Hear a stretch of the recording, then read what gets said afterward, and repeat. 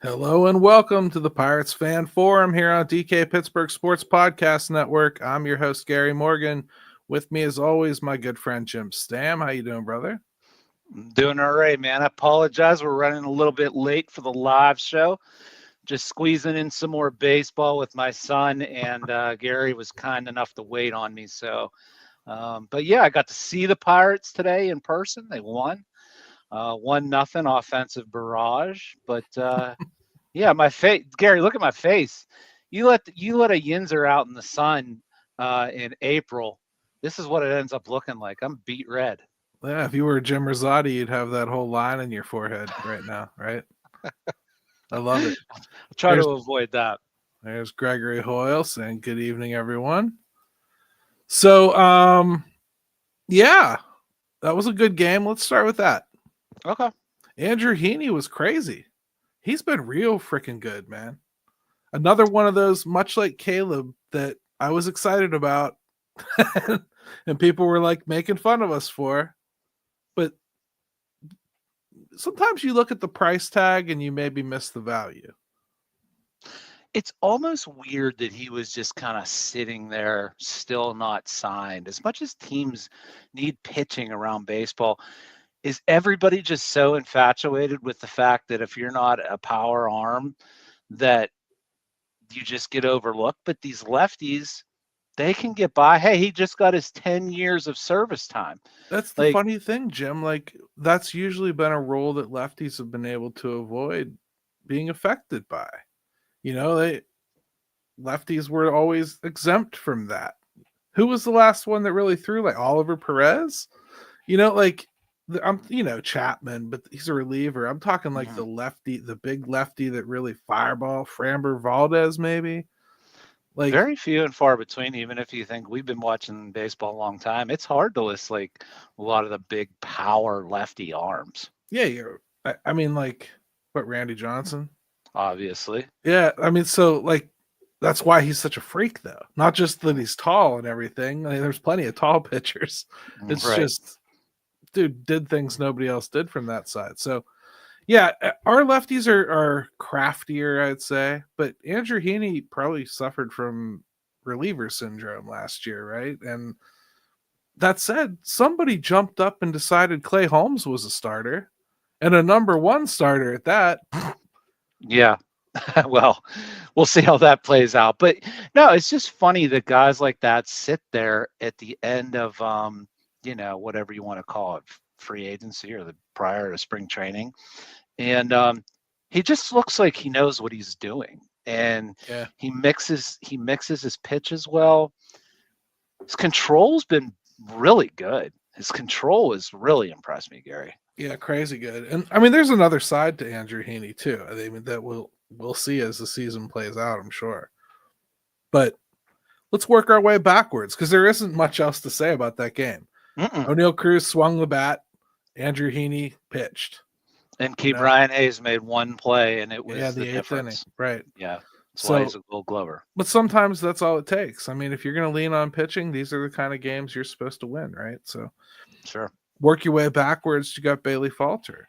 Another really killer outing. I mean, is there any way to – is it possible that we understate how good of a trade that was in light of some other trades that we like to scrutinize? I mean, you traded nothing but Rodolfo Castro, and you've got Bailey Falter, who has given you already, if you ask me, more than fair value, even if he started sucking forever right now. He has. Yeah, there's no doubt about it. And Falter, we talked about this a little bit last week, I think, but I think Bailey Falter knows exactly what – maybe this is the thing with lefties. They just know what they are. You know what I mean? Like, they're not going to try to do anything. They know what they have to do, and they're not going to try to do anything outside of that. And I think that's the beauty of guys like this that still make it in this league. Yeah. Anyways, it's effective, you know. I think in today's game, if you actually know how to pitch, there's a niche for you. You know, because a lot of people are getting by on overpowering stuff and crazy spin. And if you are the type that knows how to work like, look what Trevor Williams did. Yeah, it's the Pirates he's facing, but that there's room for a guy like that. One out of every 3-4 starts, Trevor Williams is going to go out and spin something close to that most of the time. He's like a righty version of a lefty when it really comes down to how he has to live. Right. And pitch. And I'm not saying he pitched especially great today. Again, he's facing the Pirates, and they're just not feeling it right now. So, no, you had two teams that were struggling, but those are the series you have to take 3 or 4 from. They found a way to do it. It wasn't exactly, the most gorgeous brand of baseball, but considering, where they were before the series started, I think Pirate fans take this one all day long. So, I mean, this last week we watched them have a real hard series in Cincinnati and then take this series from the Nationals. Couple laughers in the National series, which is nice because they haven't had many of those this year. Cincinnati series, a lot tighter, a lot tougher. You kind of felt like they weren't that much worse than Cincinnati, but Cincinnati just did 1 or 2 things better. More than anything, Ellie De La Cruz was the best player on the field for either team in that series, and that was very evident. Yeah, it's like I think what you saw in the National Series with the Pirates, right? Well, O'Neal Cruz. Yeah. He, when they decide that they're going to be game changers, Ellie's the same way. They're difference makers. That's what you need. Both these teams need those guys to be those guys. There's just no way around it. They both have to be kind of impact franchise type dudes. They remain such similar teams. Both of those teams can pitch. Both of those teams, the Cincinnati Reds and the Pirates especially, both of those teams can pitch. Both of them have good bank of starters with a decent amount of depth. Like they've got Rhett Lauder coming. We've got Bubba Chandler coming, right? We got Jared Jones coming back. They've got a couple guys coming back. They've signed an old veteran. We've signed old veterans, They have a beautiful number 1 starter. We have a beautiful number 1 starter. Yeah, they have a crap ton of kids that are supposed to be hitting a lot better than they are. We have a crap ton of kids that are supposed to be hitting a lot better than they are. So yeah, it just adds up. It's so similar. Every time those teams get together, that's all you can think about. It is. It's true, and it'll be interesting to see the next time they play, just to see how that series shakes out. Because I think you're looking at 2 teams between the Reds and the Pirates, especially from one series to the next. You don't know what you're going to get. You just don't right now. So I mean, so all in all, it's there's been some downs, there's been some ups this week, but I think it definitely ended on an upswing. 3 out of 4 against the Nats is kind of like a must-have, right? They're at least in your echelon. You have to have that. Now we go on and we get to face Cleveland next. That's going to be exciting because they're not really off to the greatest start either. And we get old friend Luis Ortiz right away, right out of the box tomorrow. Right. And I'm sure everybody will be very level-headed about Luis Ortiz, no matter what happens. But yeah. I mean, this is like watching this is the new version of Shane Boz for us, right? So I don't think so. But I mean, I don't make that simile at all. But like, it's always curious. Like Quinn Priester's doing well for Milwaukee, after being traded there from Boston. So whenever you get to see those guys like that you gave up on, even if you got something back that you really wanted, you gave up on them. You felt they were expendable to your cause, right? Sure. So when they come back and they haunt you in any way, shape, or form, that stinks. You know what I mean? Well, and you know what? If we had our own guys producing, we probably wouldn't care as much, right? Like that's the rub. Whereas if we had our own, success stories, around the team, then we don't worry about these guys. We're doing well and we're playing well. So I think Totally. that's the difference. Now let's take a quick break. Let's come back, and then I want to do an early call your shot. Let's roll. At DK Pittsburgh Sports, we take pride in coverage that connects our city's fans to their favorite teams. Now, that connection's stronger than ever. Introducing our all-new state-of-the-art app. Find expert inside reporting and original podcasts. Check live box scores. Track the latest stats. Chat it up with our community of thousands of fans, all in one place. The new app from DK Pittsburgh Sports. Coverage that connects. All right, welcome back to the Pirates Fan Forum here on DK Pittsburgh Sports Podcast Network. It's time to do Call Your Shot, Jim. We've got all this production value getting worked into it now. You're not even going to believe it. You ready? Because you know how we got my little intro. This is all I did for it.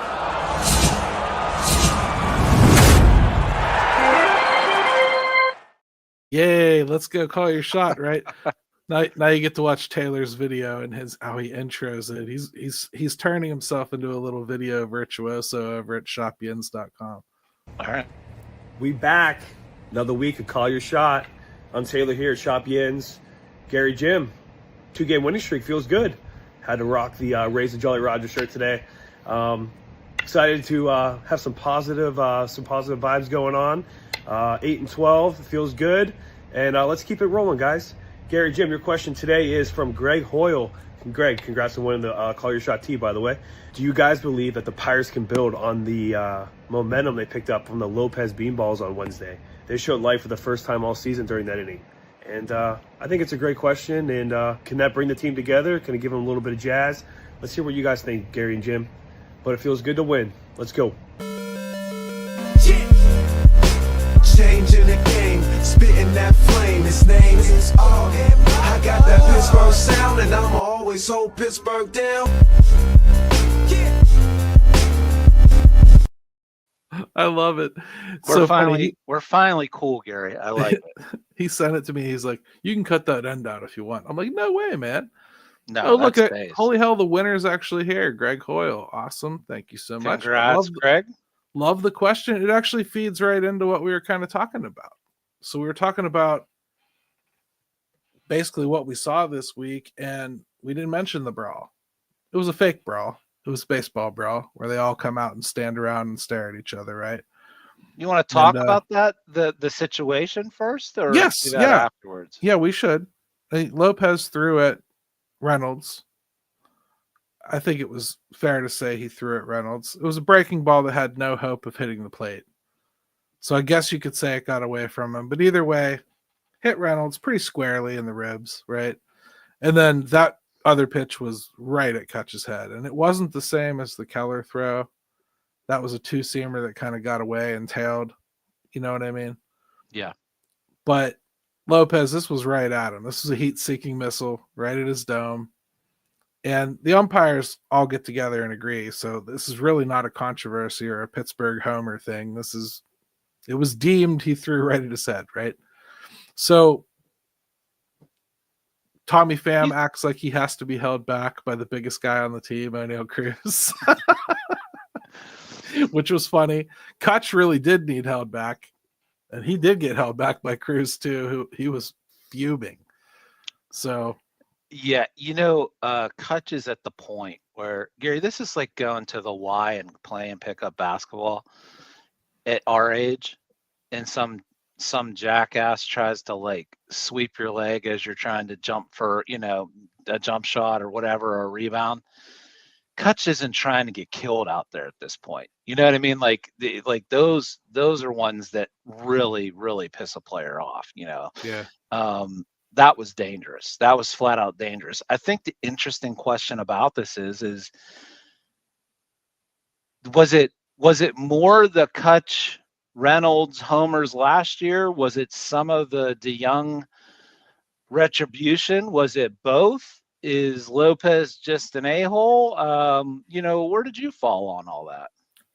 I felt like somebody gave him the silent gesture that it was okay if he went ahead and plunked somebody to return the favor for what happened to DeYoung. Mhm. And he did. And then he saw Kutch come up. And he had real beef with Kutch. And he threw at Kutch's head. I mean, I think it's a combination of all those things. Now, to answer the question, because honestly, I don't want to try to guess the motivations of these guys. Right. I mean, I've heard like the bench was laughing and stuff though, so like it kind of felt like they were in on it a little bit, like that was purposeful. So I don't want to 100% report that or anything, but that's what I heard anyway. So did it really motivate them though, or did Cruz just have one big swing? I think Cruz just had one big swing. If I'm being honest with you, I don't think it changes anything. It wasn't a real fight for one thing. There's nothing to fight for. It was the Nationals. They've got no long-term beef with the Nationals. There's no rivalry with the Nationals. There's not even dislike between these. I know 20 or 30 people that live in DC and they're Pirates fans, and they're kind of like side fans of the Nationals. I mean, I don't think that this has any kind of an effect on them at all. I'd probably ascribe more to the necklaces, and I think that's a bunch of hooey. It's funny. Excuse me. It's funny you mentioned that. I was like, whether it's necklaces, whether it's bench clearing stuff. Baseball is just a sport where I really think it's very like football. I think is a mentality, and you can ride momentum and impose your will, right? In games like football. I think there is something to do with that. I think baseball still just comes down to, can you hit? Can you pitch and can you hit? I don't think you can will that stuff into happening. That's just my opinion. I think it's really overblown. Well, like here, Cliff says, we've all seen something like that light a fire in a team, but if you need something like that to get the team going, well, I would say that, Cliff, except modern sports, doesn't every team have something now? There's a fireman's helmet, I think, in the Angels dugout right now when they hit home runs. We had the sword a couple years ago. We had the Zoltan 10 years ago. And I mean, like, Mariners have the trident. The Pitt Panthers have the slam net for their sacks and turnovers or whatever. Their turnover hoop, their turnover chains. There's everything. Yeah, I'm just saying, like, I think maybe it's more modern sports than anything that maybe it just feels like that. Pirates, though, it does feel like a gimmick because really, not they're just necklaces. It worked though. They scored 10 runs. If they want to believe in it, hey, people that play sports are more superstitious than most. Sidney Crosby has to do the same exact pattern on the McDonald's logo every game. Yes, Sidney Crosby's wearing a jock strap that's probably 30 years old and should be like housed at the CDC at this point. So, yeah, I think it's fun. We'll see where it goes. Their schedule, which is not easy coming up, is going to dictate more than anything whether they're playing any better baseball. Yeah, because the funny thing with Lucky Charms is they're lucky at first, and then as soon as you need something new to blame, they're the easiest target. Right. So they go away real quick. It's time for us to talk about our advice for this team, Jim. Oh, wow. What are the 3 things we think that this team can do to fix things a little bit? None of us are going to suggest anything that's going to put them in the World Series. What can they do to turn things around? They're 4 games under now, right? Mm-hmm. So what can they do? Well, I think the first thing, obviously, at this point, like you said, you're just looking to improve some areas where you feel like obviously there might be an answer, right? And we're not talking waiver claims, and we're not talking trades. We're talking internal what can they do when This they is look stuff at their you have. Either utilize it differently or make a change, right? We each have Yeah. some suggestions. I say we just bounce them and talk back and forth about them. I can go first if you want. Yeah, go ahead. This is kind of simple. Make a call on Majinski. Like, if he's going to be a starter, I need to see more than 5 innings. And I need to see him get through a batting order more than twice successfully. If it's not going to work, can we kind of be man enough to admit we've got better options to start and get it done? That's my first suggestion. Make a decision on Majinski. Yeah, I'm going to give some people some credit. Early on when this happened, that I was more open to it, and people had brought up the subject of, well, you're actually creating maybe 2 problems, right? That we know he's suited well for the bullpen. We've seen him in that role and see how he's looked. And then you're putting him in the starting rotation, creating an issue with that as well if you think you have better options. So this was one of mine as well. I just felt like the beginning I was open to it. Now, yes, it's only been, how many starts has he had? Is it 2? I think it's 3? been 3 so 3, far. 2 or 3. 3. Hasn't embarrassed himself, but certainly does not look like a guy that's prepared. It feels like if you got 5 innings out of him, it'd be an absolute win.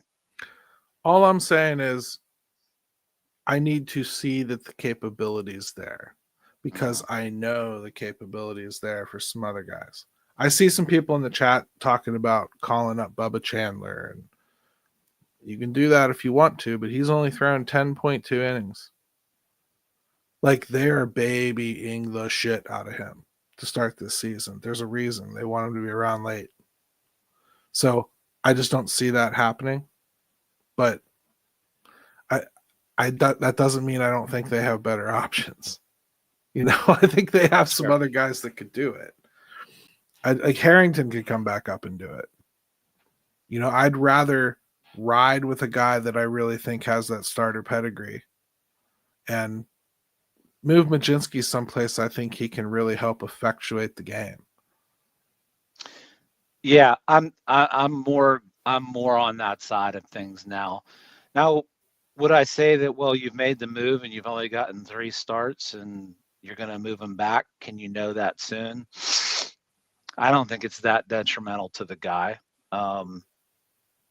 If you feel like you've seen enough, do it. I think So he's shown enough that like, say there's an injury and you don't have like somebody right there, make him do the spot start then. He's perfectly suited for that. We get it. I just think, like, when you have something there that is ready to be trained, and you're going to have to train a few guys this season in the majors for the first time, let's get that started instead of playing a game here with the 5th spot. I'd be saying this differently if this was a veteran they brought in. If they had went and signed like a Jordan Lyles or something to be their 5th starter, I wouldn't be talking like this. It's just Majinski's an experiment, and I don't want to be experimenting right now. Yeah, that's kind of what I meant at the end. And I was like, you know what? If you feel like this is enough of a little mini experiment, change course. Okay, so we're talking he'll get over it. Minor fix with my first idea, and that's just maybe get Harrington up here, get Majinski into the bullpen. That's my first fix. Yep, you're up. And that was on my list too. Just that discussion. I would have. I'm on record saying let's move him back. My suggestion is I would be giving Joey Bart a first baseman's mitt and telling him to get some work in over there. I think it opens up a lot of position flexibility to keep his bat in the lineup at times when you're not going to catch him.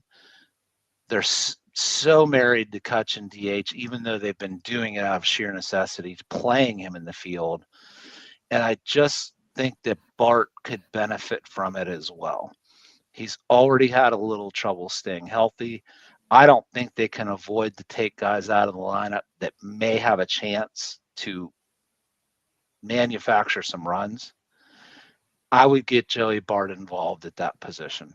I think it's something that they could have been proactive on in general.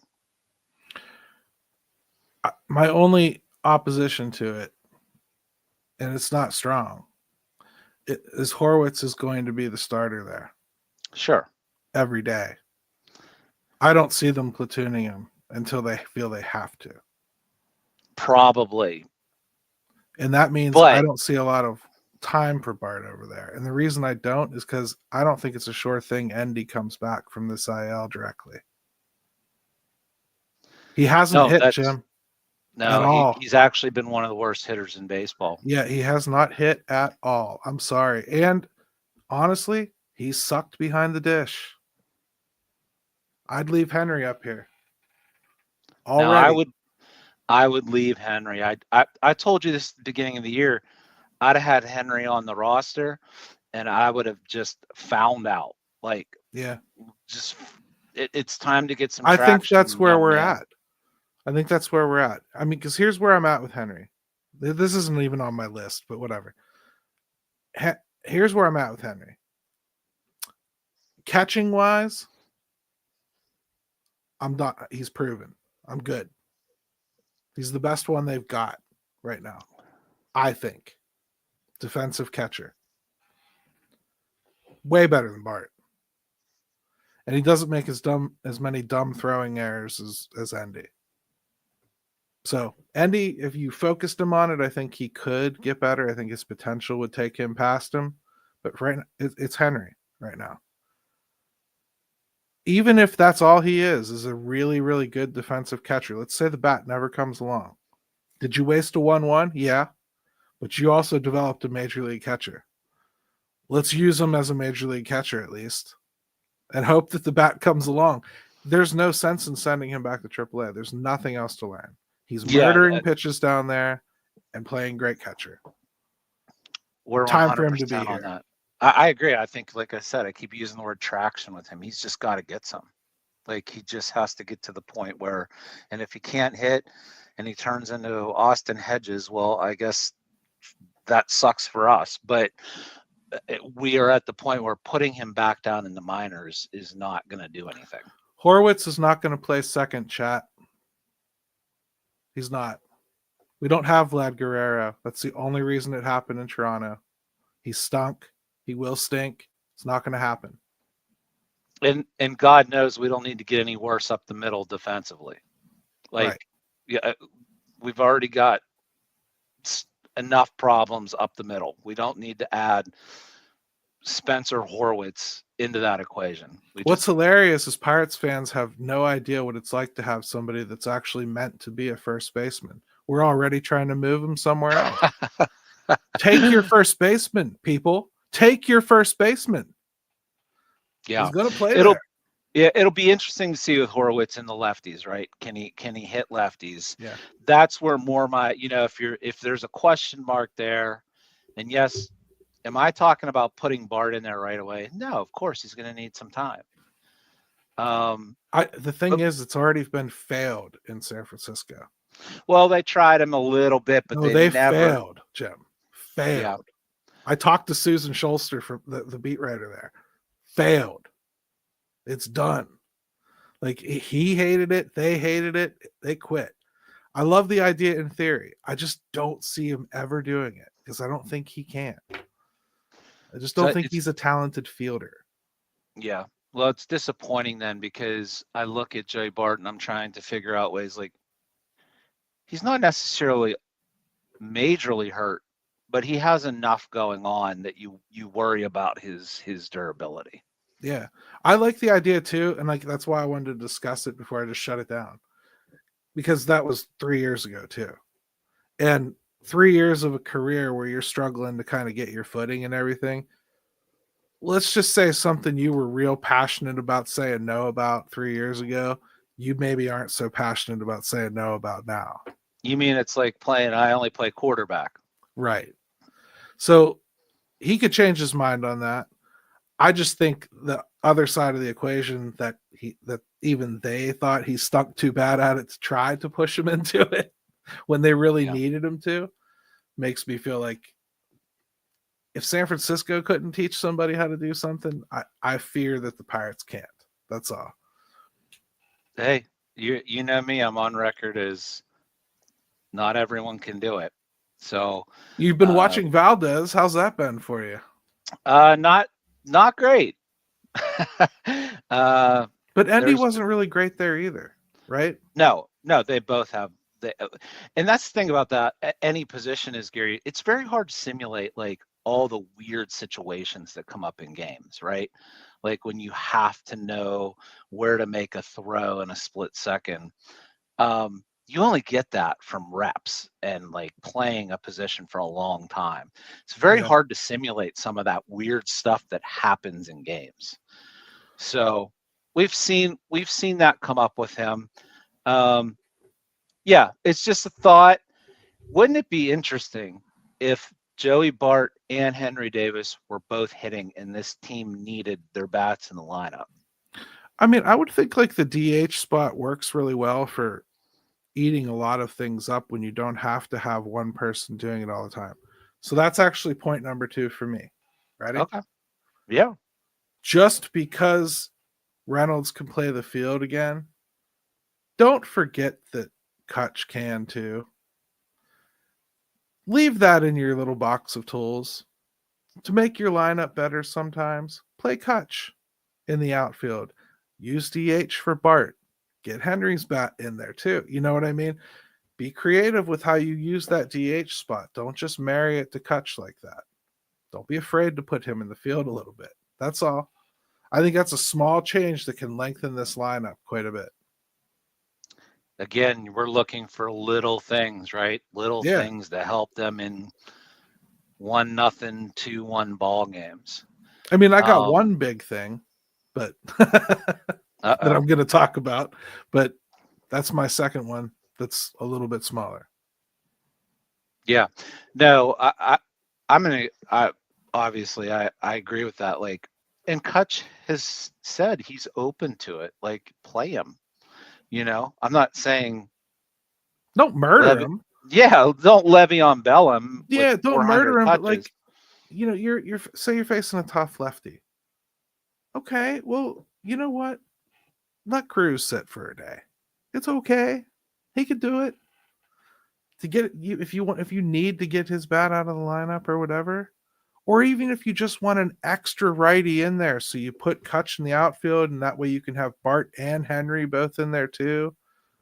That's you got to be stack your talent, right? You got to be as flexible as possible as you can. I can't. There are very few things on this team that should be stamped in cement, right? That nope, Brian Reynolds only bats second, and nope, Kutch only DHs, and they're just not in a position to be making those types of declarations. They're just not. I like this idea. This isn't one of mine.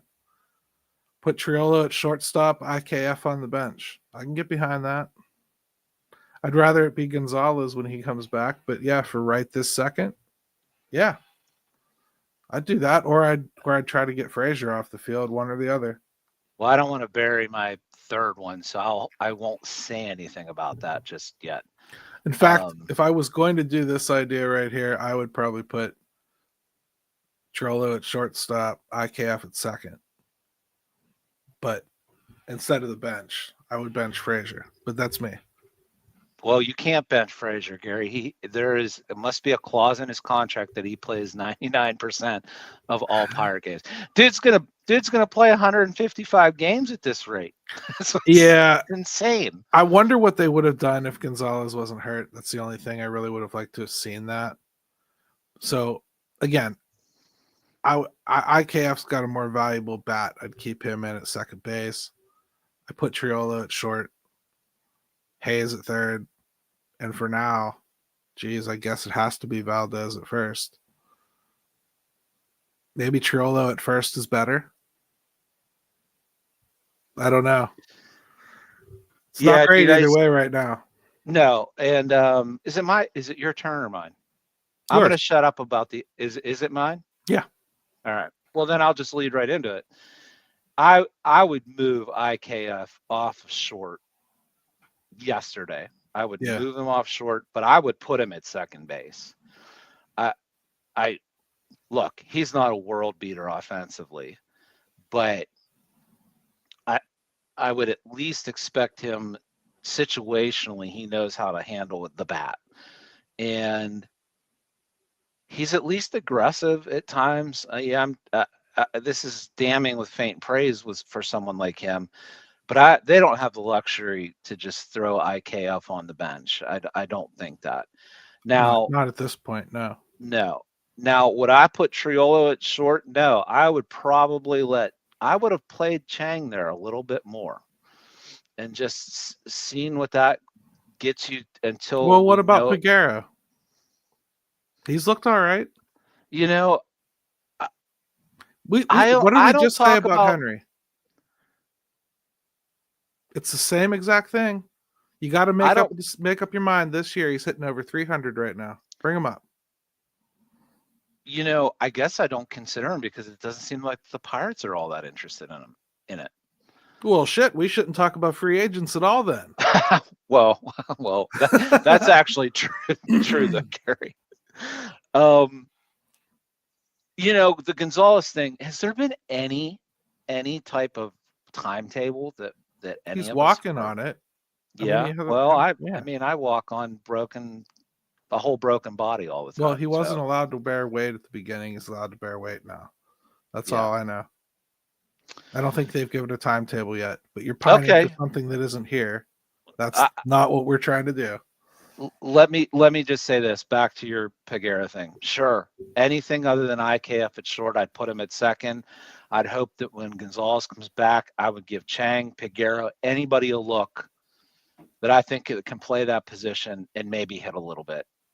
I would not put Triolo there. I think he can do it in spurts. He's clearly got a good glove, but I just think you'd want more of a natural shortstop. I'd say the only other one that's pushing is Jack Brannigan. And he's a shortstop, but in Double-A, so that's not going to happen. No. I think Peguero is going to get a shot this year. I really do think of him almost the same way I think of Henry, except Henry has proven he's something at the MLB level. He's a fielder, at least. Okay, doesn't mean he's a success, but he's a fielder at least. I don't know anything about Peguero. I don't know if he's a major league fielder because he hasn't acted like one when he's been here, and he doesn't act like one all the time in AAA. I don't know if he's a major league hitter because he's never done it when he's been up here. Not really. Not for any kind of consistent time. Little bit of pop, but never shown enough to make you kind of droll for it, right? Sure. So I'd give him a shot, if only because, God, he's been on the 40-man for 4 years, Jim.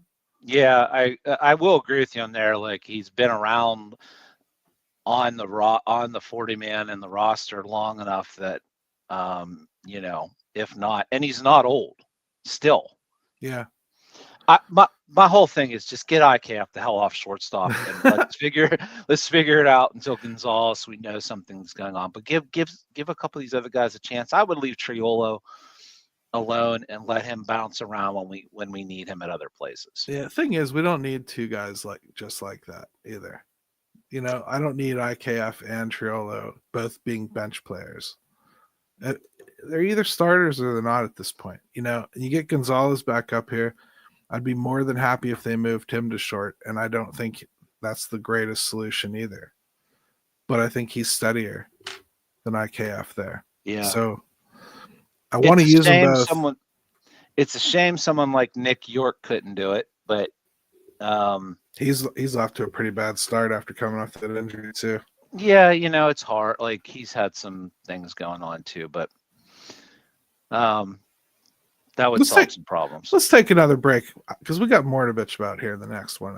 I think I'm going to start with the fire right away, and then we'll simmer down from there.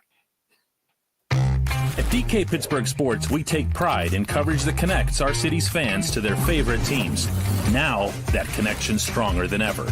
Introducing our all-new state-of-the-art app. Find expert inside reporting and original podcasts. Check live box scores. Track the latest stats. Chat it up with our community of thousands of fans, all in one place. The new app from DK Pittsburgh Sports. Coverage that connects. All right, welcome back to the Pirates Fan Forum here on DK Pittsburgh Sports Podcast Network. Jim, let's just get it right out the gate. Fire Derek Shelton. To me, there's no bigger change you could make that would immediately impact everyone on the team. Make Donnie Kelly the interim, leave it there. Firing the GM isn't going to help you this year. Sorry, it's not. You can say all your cute tropes. Robert Wolf, you've been spamming the chat all day. Have at it. You go ahead and pop in all the nutting things you like now. I'm not getting there. We're not selling the team. It ain't ever gonna happen. Shelton's the guy I'd go for right now. Enough's enough. Just enough's enough, Jim. I just am not seeing any kind of improvement in the way he handles things.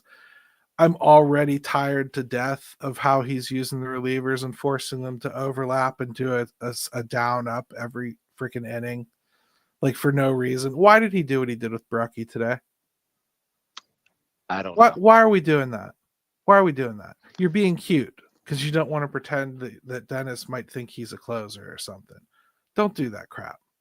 You don't need to do that crap. Why'd you start Heaney in the 8th? You didn't need to push that envelope. 88 pitches is a lot for Heaney, and he had given you 7 great innings. Yeah, I was there, and obviously, and I was really surprised to see Heaney come back out. I really was. And then did the leadoff guy get on? I'm trying to remember exactly what happened there, but then they made the switch, and I just thought it's odd on both ends. One for a reliever to come in. The thing is, I could list 50 things that I'm tired of with him. That if I'm tired of him, I can't imagine what that room thinks. Let's shake the room up with one seismic move. Boom. Get out. Let Donnie Kelly take over. We won't miss a beat. Well, you want to talk about things that I think can have more effect than a faux bench clearing brawl. I do think I do think those types of things put people on notice, right? That, I mean, and look, here's the thing about Derek Shelton at this point. He's damaged goods. He just is. He's hard to take seriously. Like I laugh when I see him get mad now. Like it just doesn't hold any weight, does it, Gary? I just don't see anyone taking him seriously. Someone made a comment, he looks like a deer in headlights. I agree. I agree with that. I think in his post-game pressers or his comments, he looks uncomfortable as hell. There's a couple comments in here about what would change with Kelly from Bruce, and Don Kelly would be just another Shelton. I hold this opinion. I totally agree with you. Interim. I'm not saying forever. I'm saying right now, whatever. Get rid of Shelton. The message you're trying to send is that we're done with this, whatever the hell that was. That in and of itself should be enough for Don to be like, okay, don't do things exactly like Derek did, and then change some things. And then the room kind of feels it. It's all it is grasping at straws. All y'all want him fired. We're just going to argue about when. It's either going to be the end of the season or in season. To me, the start, bad enough already. That said, they just went and won 3 or 4 out of series. So no way they're doing it now. No, exactly. You're exactly right. If there's a team that would ever say, well, let's just wait a second here. We've won 3 of 4. Let's not mention against who it is. It's the Pirates. They have Derek Shelton just bought himself another 30 games with 3 or 4 against the Nationals. It's not a bad idea, Gary, but things would have to go right back to where they were in those first when they were 6 and 12. I'm just saying, like, if I'm which if you looking for an take- immediate way to shake up the room, Yeah, that's Yeah. what I'm doing. and if you take, like I mentioned this earlier, if you take a look at the schedule, this next month or so is not easy. So we'll see. All right, At your least in next one. name only. I think I'm going to say this because I know what's going to happen. David Bednar's on his way back to this roster. He just is. There's just it's an inevitability.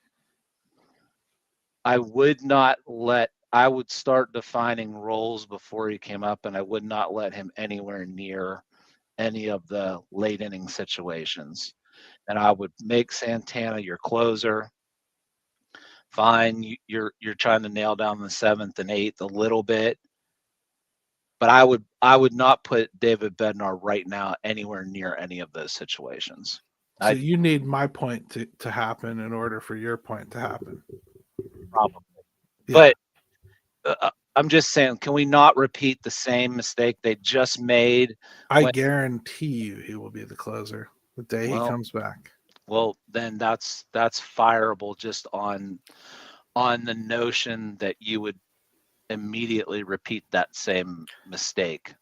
He's had 5 outings in the minors, and he has given up absolutely nothing. They also have not put him in any leverage situations down there. I would think you're probably going to look at 1 or 2 leverage situations that you would put him in. And then he'll come up. I just can't see them not using him as the closer. Yeah, I just know what's going to happen. He's coming back. It's only a matter of time, and I just don't want to go right down that same road again. I certainly don't want to do it with him and Holderman at the same time. One at a time. Yeah. Let's onboard them one at a time. I'm with you. I would bring him back, and I'd start him like in the 7th.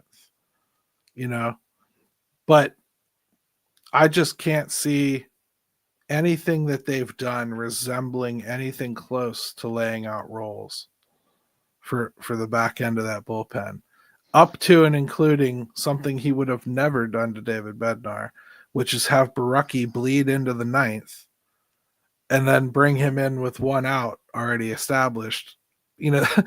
That's not something you do to somebody you're calling a closer or going to pretend is one. That's why I know what they're going to do with David Bednar. I'm just trying to avoid it, Gary. That's all. I'm with you, brother. I'm with you. Just like you're telling me they're not going to fire Shelton, I'm telling you if they don't fire Shelton, that's what's going to happen. That's the way I feel. I would bench Frazier and Pham entirely almost. I already don't understand why we got Alexander Canario at all. I just don't. If you're not going to play the kid, what is he doing here? He's not going to get any better. You can't option him.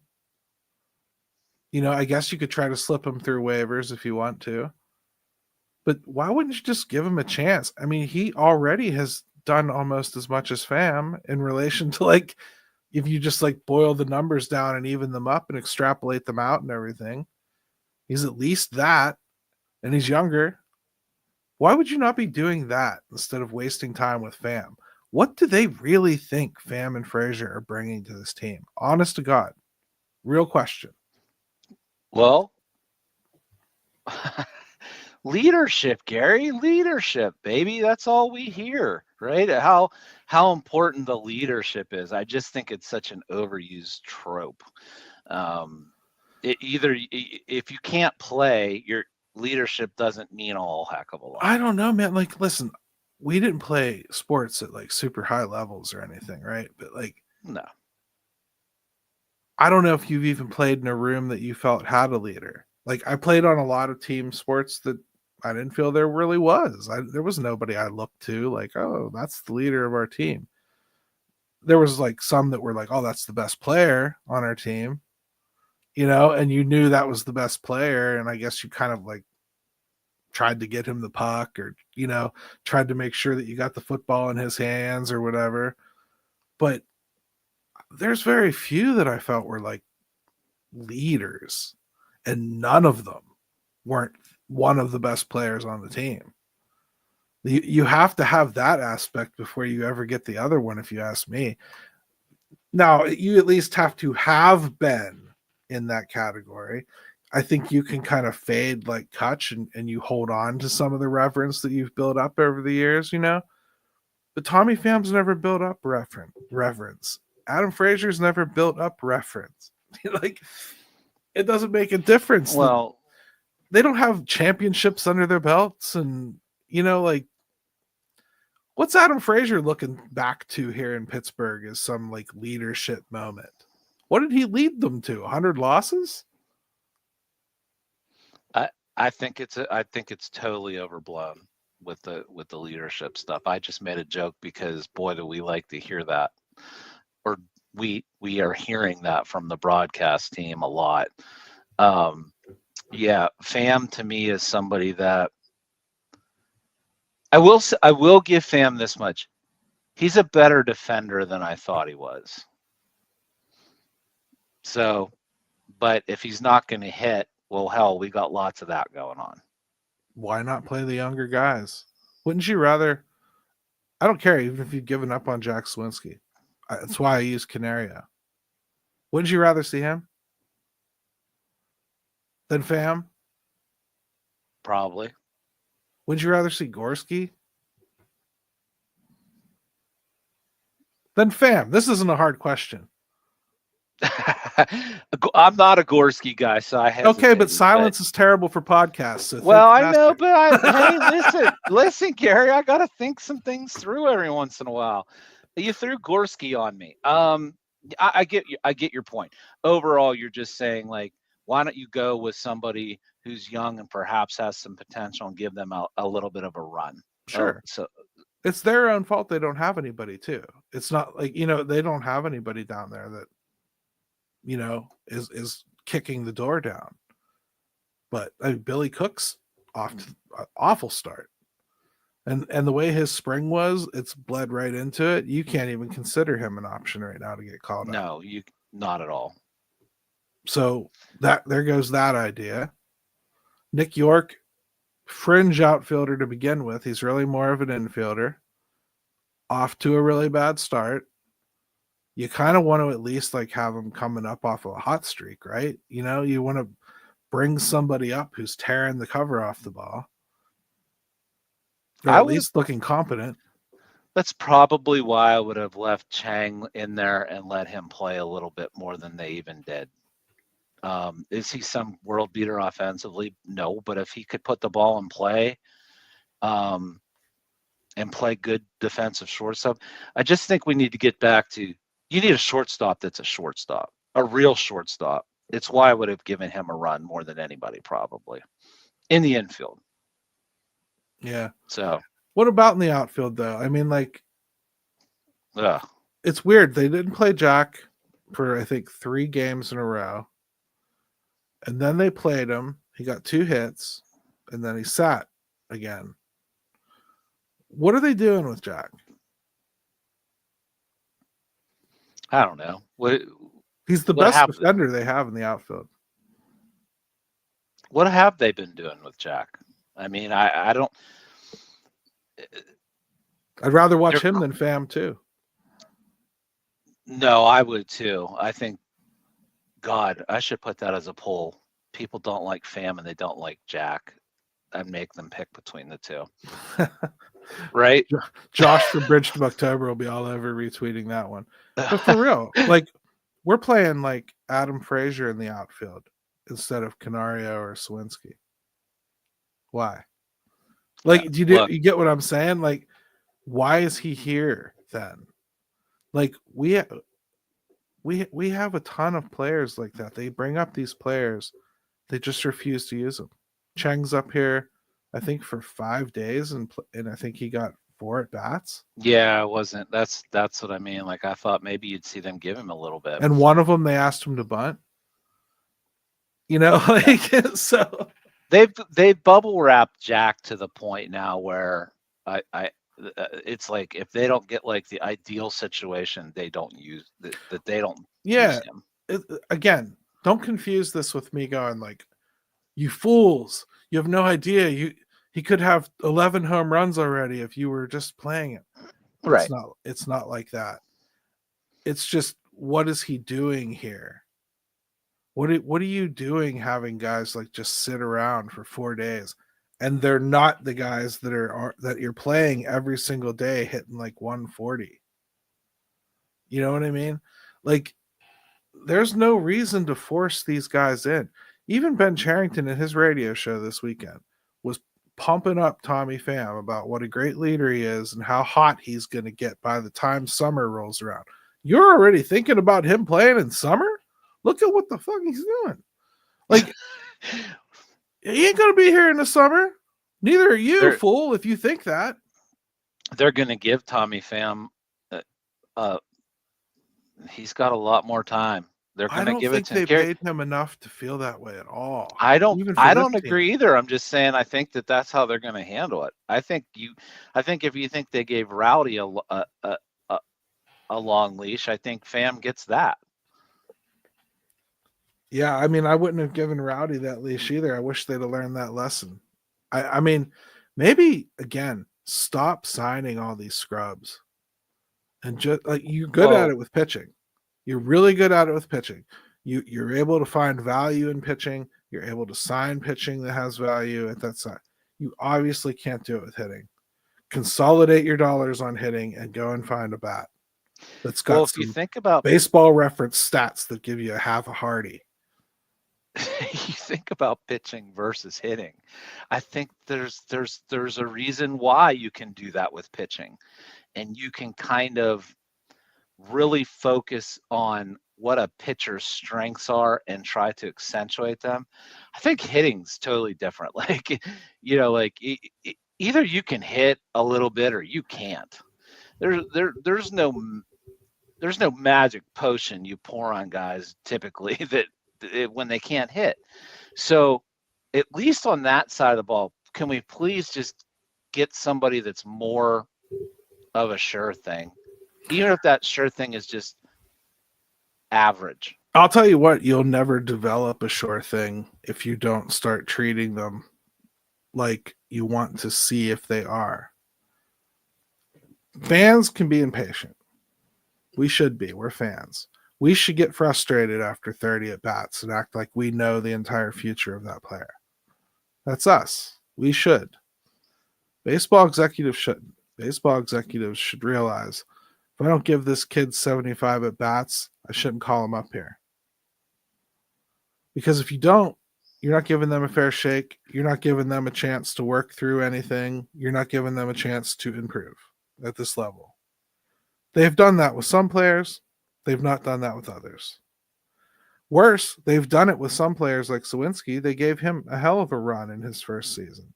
He rewarded them. He hit some home runs. He did a lot of other things wrong. They set forth the next year to try to fix those things. And when he didn't come up and just, they're fixed, they chopped his nuts off and sat him on the bench. You know what I mean? Where he continues to be. You're never going to get better. You get what I mean? Like, they do things like that all the freaking time. Henry, how many times have they jerked his chain back and forth? Well, if you really sat down with a piece of paper and a pen and listed the Henry Davis thing from the beginning till it's bad now, shit. Yeah, it's really bad. Like, it's, you know, like sometimes you have to see it in writing. It's worse than you think when you start putting it all together. Yeah. It's to his credit, too, that he's turned into the catcher he has. He went outside of the organization to learn how to do it twice. Yeah. I mean, yeah. He bought himself a hitting simulator and worked with it all summer. Just like, what's his face? The famous kid in Baltimore. Not Gunnar Henderson, the other one. Jackson Holiday? Yeah. Like he bought himself something very similar to that and just hit the hell out of balls all year. Where's the Pirates? Where are the Pirates like sending him somewhere? He's a 1-1. Shouldn't he be at Driveline? Shouldn't you be working with him at Driveline? Shouldn't you be trying to figure that stuff out? Should we be on year 3 of watching him get a home run by hitting it off the foul pole and praying? You know, like, shouldn't he be hitting it to center field by now? Center left? It's a small tweak. Close your frickin' stance for the Christ's sake, Henry. I mean, like, we've only been screaming it at the TV for 3 frickin' years now. Well, it's a lot, this is a lot like when you hear about like a quarterback that goes through all these like changes in the off season about their footwork, right? Yeah. Footwork. It's been a footwork thing. I've got it all down pat now. We've totally revamped that. And then once the games start, do you go back to what you know? And I think with Henry, you see that. It's like, and God love him. It's his career. If you want to go down with the ship, go ahead. But, when the proverbial bullets start flying, do you stick with what you've relearned or do you go back to what you know? I mean, I will say to his credit, if he's going to do it, the bat speed had to improve, and it did. So he did work on making it work for him, at least giving it a shot to work for him. So I'm open to it. And again, he's a major leaguer. I'm done playing with it until Andy comes up and can prove that he's far superior. Then I'll revisit it. Right, and that's real quick. I know we're gonna have to go, but like we need to start looking at Andy a little bit more critically. I think people are yes, he's young still, and but Andy needs to start hitting a little bit. He's been worse than bad, and they're putting him in a position that he doesn't know all that well sometimes. So hit, and I won't worry about that stuff as much. We'll see. At the very least, Davis can probably be a backup catcher. That's more than most of the guys Charrington's drafted. Gonzalez, Majinski, Jones, Skeens. I think you're wrong. Yeah. Sorry. And Rob, I will say, like, Rob was the one that made that comment. And the only thing I would say, Rob, is just you could probably use that with some other guys, but like you can't with a 1-1. Like the Pirates, that they can't miss like that on a guy like that. They cannot.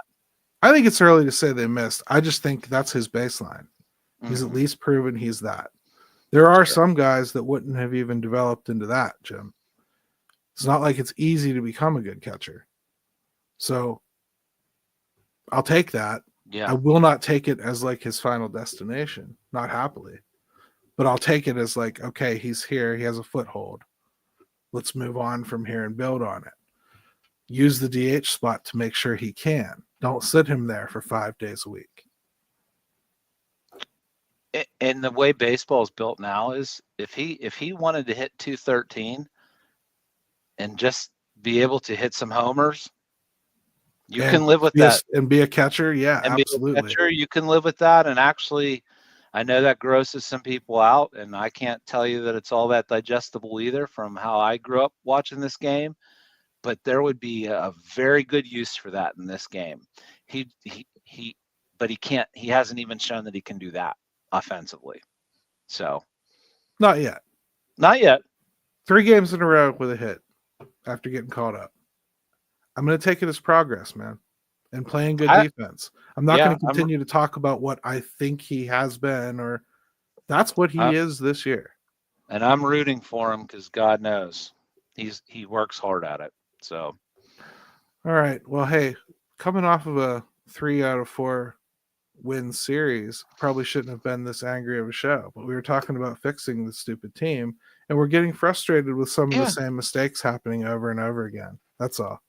Well, and Gary, aside from you coming in, guns blazing with Derek Shelton, we weren't suggesting anything crazy. Like these were just things that you would think that they would be considering to Yeah, try like to don't play the worst players on your roster every day. give Like, yourself a little you would, leeway. I mean, like for real, this is like to me like basic crap. Like basic, like don't send the 350-pound guy to steal bases. Like stuff you shouldn't have to teach. You know what I mean? That's the kind of stuff that I'm frustrated to be watching for a 5th or 6th year coach. That's all. And if somebody's making him do it, that's ridiculous. I even saw people in here, oh, that Frazier makes too much money. That's why he plays. You're being absolutely ridiculous. Even for Pirates fans, you're being ridiculous. 1.5 million is nothing. Nothing. Even for them. Yeah, that's yeah. Yes. No. If you want to like tell me it's because of loyalty, fine. I'll eat that horse crap. But I'm not going to eat that it's about the payroll. That's silly. Not at 1.5. Now, if you want to say IKF at 6.5, okay. That's the problem. Like with that I find most frustrating. There's real conversations to be had out there, and some of you want to boil it down to the dumbest crap. Not everything fits into your tidy little box of what you want to be mad about, or the points you want to make, or the stupid statements you want to rehearse and say over and over again. Enough of it. You can say they suck all night long for legitimate reasons. Don't make them up. Bob's poor and cheap, and he does all kinds of dumb things. There's no reason to invent any. Like, Brickgate happened. We didn't have to make it up. Like, he's writing letters apologizing to people, to reporters personally. You know what I mean? Like, this was a royal F up of epic proportions. I got accused all week of making it up. Like, I'm the reason it's a story. No. They made it happen. They're the ones that screw this stuff up. That's the real stuff. Not, oh, they're not going to sit Frazier because he makes 1.5 million. You're just being dumb. Yeah, that's a ludicrous thing to hang your hat on. Yeah. Back to the whole thing before Gary, you blow a gasket on us before we, we're off this. I know it's very cathartic. I'm having fun. I know you are. I would go back to whatever you're going to do to try to make this team better. I would keep an eye on at least making them a little better defensively while you're trying to do it, because this team defensively is a disaster. And when you built your team on pitching, great, you can't hit, but if you can't field and help those pitchers, forget it. I wish O'Neal Cruz would just suck in the outfield altogether. He has a ton of errors. So on paper, yeah, he does. But I watched him play just the other night. I think it was Wednesday night. He made some really, really nice running catches. He actually played a nice outfield. I want to see that all the time. I want to see you focused all the time. I want to see you interact with the fans all the time like you did after that game. I want to see that O'Neal Cruz all the time. That's it. Do whatever you got to do to coach him into that. I don't care what it is. But he's the biggest star on the team. He has the biggest chance to impact ball games. He can't be a liability in the center field, and it's just okay. It's not. Well, that'll be another big fail, is if he ends up having to be like a right fielder at some point, or DH. If he ends up having to be a DH, that stinks. Yeah, but you mentioned focus, the focusing part with that's what it is with O'Neal. It's not that he doesn't care. It's just that for whatever reason, there are times where he just decides mentally he's not always quite sharp situationally. The only thing I can think that's going to fix that is firing the coach. Full circle. Full circle. Full circle. Fire the coach. No, I mean, but for real, they have not come where they're supposed to come this year. It's going to be interesting to see how they try to wiggle out of it, right? Sure. And I will say this, anybody that's listening to this live or, when you do pick it up on audio, hey, if we've missed some obvious things about how to make this team better, within reason, I don't want any of the stupid stuff. Let us know. I'm curious. Maybe there's something out there that I haven't thought of. It's frustrating though, Jim, because we do got to get going, but it's one of those things where we sat down to try to think of 3 things. I had a hard time stopping. Well, yeah. Well, I mean, that's why I got so frustrated during the show, because my list. Here's my list. Here's my list for you on the camera, if you can see it. I see some. It looks it's like completely filled. It looks like crazy rantings of a madman and a manifesto from here, but okay. I'm just saying it's completely filled. I sat down and I just couldn't stop writing things that I would change. And that's why I ultimately got to fire Shelton, because it's the only way I'll get half of those things. You know what I mean? That's how frustrated I am with his coaching job. I think, yeah, again, we keep saying we got to go. I do agree. I will say that if you're looking to make a change and you're looking at necklaces and bench clearing brawls versus, throwing a manager out on his ass, I'll tell you which one I would pick every time. It ain't you can't fire the team. Yeah, it ain't the necklace. I hear you, brother. So, well, let's toss it off to Ben. You're tired. I'm tired. I think that was fun yelling about stuff, because I was just so frustrated watching things. Even as they're winning, I'm getting mad, sitting there writing stuff. Hey, but that's why we do it, to get some of our frustrations out. So hell yeah, man. Let's go Bucks. Let's hope we beat the Cleveland Guardians, or whatever the hell they're calling themselves this week. Let's see if we can take them down. Let's go Bucks! Yeah, buddy.